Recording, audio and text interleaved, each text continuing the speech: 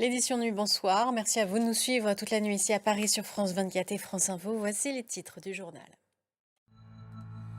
On commence ce journal avec la COP 30. Belém, centre du monde de la lutte pour le climat, avec le sommet des dirigeants qui s'est tenu sur 2 jours. Et cette question sur les énergies fossiles, dont la sortie est demandée par des États qui autorisent de nouveaux projets, comme c'est le cas du Brésil avec cette exploration pétrolière au large de l'Amazonie. La solution est à trouver du côté d'une fiscalité adaptative à la trajectoire d'émissions carbone, selon Cécile Duflot, responsable d'Oxfam France. Écoutez. Aux États-Unis, les républicains ont rejeté ce vendredi une tentative des démocrates de sortir de l'impasse budgétaire, rejet d'un plan demandant la prolongation d'1 an des subventions pour la santé. À Washington, Viktor Orban obtient 1 an d'exemption des sanctions américaines pour l'utilisation du pétrole russe.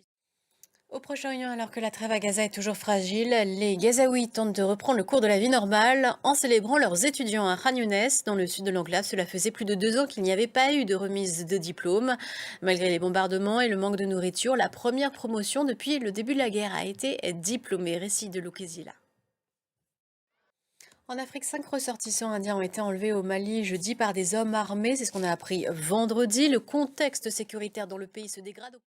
Au chapitre économie, on constate en Europe un regain d'intérêt pour les voitures électriques. Dans les récents chiffres de vente, 24% en octobre en France pour les voitures électriques, 50% pour les voitures hybrides. Mais alors, les citadines à bas prix sont-elles la clé pour partir à la conquête du marché? Dernière illustration avec le choix de Renault de proposer cette nouvelle Twingo à moins de 20 000 euros. C'est en Chine, à Shanghai, que sa production à moindre coût a été imaginée. Olivier Poncelet.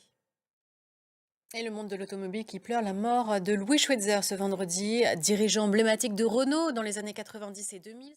Et un œil à l'agenda de la journée pour terminer ce journal. Nous sommes le samedi 8 novembre. Voilà, vous avez le programme. Le prochain point sur l'actualité, c'est dans une quinzaine de minutes.